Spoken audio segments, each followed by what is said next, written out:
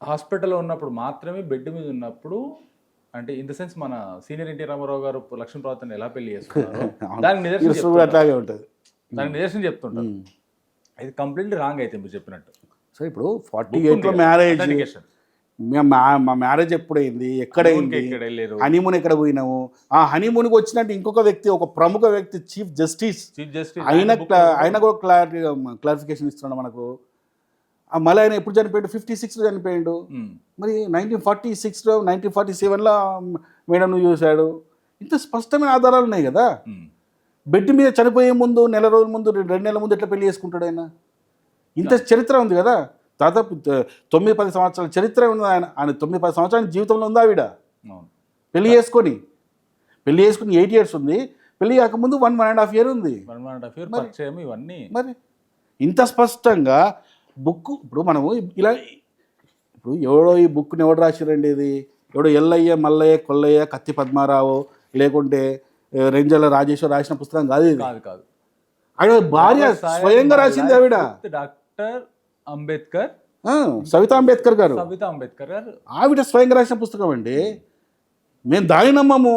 ఈ కోన్కిస్కా గొట్టంగాలు చెప్పింది మేము నమ్ముతాం అంటే మీ కర్మ అన్న.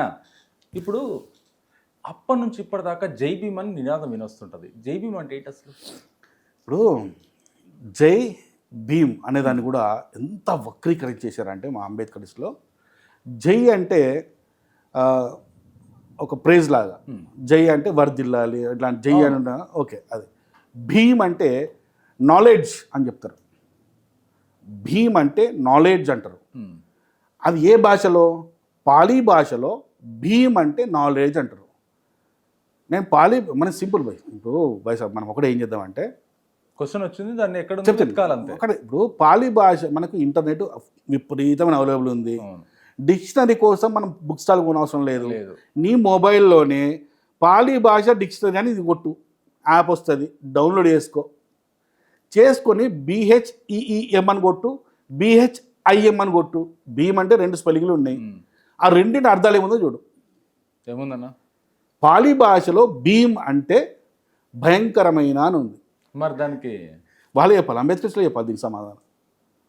పాలీ భాషలో భీమ్ అంటే అర్థము భయంకరమైన, భయంకరుడు అన్నట్టు అర్థం ఉంది. మరి జై భీమ్ అని వీళ్ళు పాలీ భాషలో భీమ్ అంటే అర్థము నాలెడ్జ్ అన్నారు కదా, అక్కడ లేదు పాలీ భాషలో నాలెడ్జ్. భీమ్ అంటే పాలీ భాషలో భయంకరమైన అని ఉంది. సరే, పాలీ భాష కాకుండా వేరే భాషలు దేంట్లో ఏదన్నా? సార్ భీమ్ అంటే ఏంది? మహాభారతంలో భీముడు అంతే. మహాభారతంలో భీముడు. అంబేద్కర్ వాళ్ళ నానేంటి? ఒక హిందూ భక్తుడు. రాముడికి విపరీతమైన భక్తుడు. ప్రతిరోజు రాముడి జపం చేస్తుండే. అవును. చిన్నప్పుడు అంబేద్కర్ వాళ్ళ ఆయన పిల్లలైన అంబేద్కర్ ఉన్నారు కదా, వీళ్ళందరూ కూడా రామాయణము మహాభారతం అన్నీ చెప్పేవాడు. దానికి సంబంధించిన రిఫరెన్స్ కూడా ఈరోజు పుస్తకం తెలియలే. కీర్ గారు, ఎవరు బాబాసాహెబ్ అంబేద్కర్ జీవితాన్ని రాసిన కీర్ గారు ఉన్నారు కదా, బయోగ్రఫీ రాసిన కీర్ గారు ఉన్నారు కదా, కీర్ గారి పుస్తకంలోనే స్పష్టంగా రాసి ఉంది. నాకు తెలిసి నా రిఫరెన్స్ కూడా ఉంది. ఒక్క నిమిషం ఆగండి, ఇప్పుడే చెప్తా, ఉండాలి. సో స్పష్టంగా అందులో ఏది కీర్ గారు రాసిన పుస్తకంలో అంబేద్కర్ గారి తండ్రి గారు స్పష్టంగా రాసింది. మా తండ్రి గారు ఇలా మొక్కేవారు, మమ్మల్ని ప్రతిరోజు మాకు పద్యాలు నేర్పించేవారు, శ్లోకాలు చెప్పించేవారు అని స్పష్టంగా ఉంది అందులో. ఇప్పుడు భీమ్ అని ఎందుకు పెట్టిండు వాళ్ళ ఫాదరు? బాబా సాహెబ్ అంబేద్కర్ అంటాం మనం. యాక్చువల్గా ఆయన పేరు భీమ్రావ్ రామ్జీ అంబేద్కర్. అంబేద్కర్ కూడా కాదు, సక్పాల్. ఇంటి పేరు ఏంది? సక్పాల్. భీమ్రావ్ రామ్జీ సక్పాల్. భీమ్రావ్ అంటే ఎవరు? మహాభారతంలో భీముడు. రామ్జీ అంటే ఎవరు? సాక్షాత్ శ్రీరామచంద్రుడు. సక్పాల్ అంటే ఏంది? ఇంటి పేరు. ఓకే. ఇంత స్పష్టంగా ఉంది చూడండి పేరు. ఇప్పుడు నేను ఏం చెప్తా అంటే, మా అంబేద్కరిస్టులు పొద్దున్న లేవగానే అంబేద్కర్ మా బ్రాహ్మణ్స్ తిడతారు. బ్రాహ్మణ్స్ అది ఇది అని చెప్తారు. ఈ సక్పాల్ అనే ప్లేస్లో అంబేద్కర్ అనే పేరు ఎట్లా వచ్చింది? కరెక్టే కదా, మీ దగ్గర సక్పాల్ అనే ప్లేస్లో అంబేద్కర్ పేరు ఎట్లా వచ్చింది? అదే బయోగ్రఫీలో పేజ్ నెంబర్ 14లో పేజ్ నెంబర్ 14 పేజ్ నెంబర్ 14లో స్పష్టంగా ఆయన అంబేద్కర్ రాసింది ఏంటంటే, నాకు నా స్కూల్ జాయిన్ చేసినప్పుడు మా నాన్న భీమ్రావ్ రామ్జీ సక్పాల్ అంబేవాడేకర్ అని రాసింది అనమాట. అంబేవాడేకర్ అంటే ఊరి పేరు అనమాట. ఆ రోజుల్లో దాన్ని అంబేవాడేకర్, వాళ్ళు ఉంటున్న ఊరు విలేజ్ ఏంటంటే అంబేవాడేకర్, సక్పాల్ అని రాయలే, అంబేవాడేకర్ అని రాసింది అనమాట. ఎందుకంటే ఆ రోజుల్లో ఊరి పేరు రాసేవాళ్ళు అనమాట. ఓకే, యాక్చువల్గా అక్కడ ఏం రాయాలంటే భీమ్రావ్ రామ్జీ సక్పాల్ అంబేవాడేకర్ అని రాయాలి ఊరి పేరు. ఆయన ఏం చేసినంటే ఈ సక్పాల్ అనేది పోయి అంబేవాడేకర్ అని రాసింది. అప్పుడు అక్కడ ఉన్న టీచర్ కృష్ణాజీ కేశవ్ అనే ఒక బ్రాహ్మణ టీచర్, కృష్ణాజీ కేశవ్ అంబేద్కర్ అనే పేరు. ఆయన ఈ అంబేవాడేకర్ ఊరి పేరు ఎందుకు నా పేరు పెడతా అంటే, ఎందుకు ఈయనకి అంత ఇష్టం అంటే అంబేద్కర్ అంటే చాలా ఇష్టం.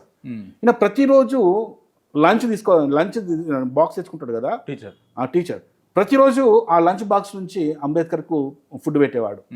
ప్రతిరోజు క్లియర్ రాసిన అంబేద్కర్ రాసిన స్వయంగా. ఓకే, నాకు ప్రతిరోజు నాకు ఫుడ్ పెట్టేవాడు ఆయన బాక్స్ నుంచి అని చెప్పి, ఆయన కొడుకులాగా చూసేవాడు నన్ను అని చెప్పి. ఆయన ఏం చేసిందంటే, నా సర్నేమ్ అంబేద్కర్ ఈయనకు భీమ్రావ్ రామ్జీకి ఇస్తా అని చెప్పి ఆ అంబేవాడికర్ తీసేసి అంబేద్కర్ అని చెప్పాడు. ఓకే, ఇదే విషయాన్ని ఇంకొకరు కూడా కన్ఫర్మ్ చేశారు. ఎవరు అంటే, ఇప్పుడు అంబేద్కర్ ఉన్నాడు, అంబేద్కర్ తర్వాత ఆయన కొడుకు యశ్వంత్ ఉన్నాడు. యశ్వంత్ కొడుకు ఎవరు? ప్రకాష్ అంబేద్కర్. ఇప్పుడు బ్రతికే ఉన్నారు. ఆయన ఆల్రెడీ మన తెలంగాణలో అంబేద్కర్ విగ్రహం పెట్టాం కదా, దానికి ఓపెనింగ్ చేసింది ఆయన్నే. ఓకే, ఆయన్నే స్వయంగా చెప్పిండు ఏంటంటే, మా అంబేద్కర్ తాతకి అంబేద్కర్ని పేరు పెట్టింది ఒక ఉపాధ్యాయుడు అని చెప్పి ఆయనే చెప్పిండు స్పష్టంగా. దీనికి సంబంధించిన ఆధారం కూడా నా యూట్యూబ్లో ఉంది, చూడండి. ఓకే, సో అంబేద్కర్ అని పేరు పెట్టి ఈరోజు అంబేద్కర్ అని చెప్పి బ్రాహ్మణి తిడుతున్న ప్రతి ఒక్క అంబేద్కరిస్ట్కి నేను చెప్తున్నా, అంబేద్కర్ అనే పేరు తీసేయండి. వాళ్ళ నాన్నగారు ఏ పేరు అయితే పెట్టిండ్రో భీమ్రావ్ రామ్జీ, ఆ పేరుతో పిలవండి. కంప్లీట్ రామాయణంలో మహాభారతంలో అట్లా చెప్పుకుంటే ఇంకా మీద డేంజర్ వీళ్ళకు. అందుకే ఈ అంబేద్కర్ దాన్ని ఏదో వక్రీకరించి ఏదో నడిపిస్తున్నారు పాపం.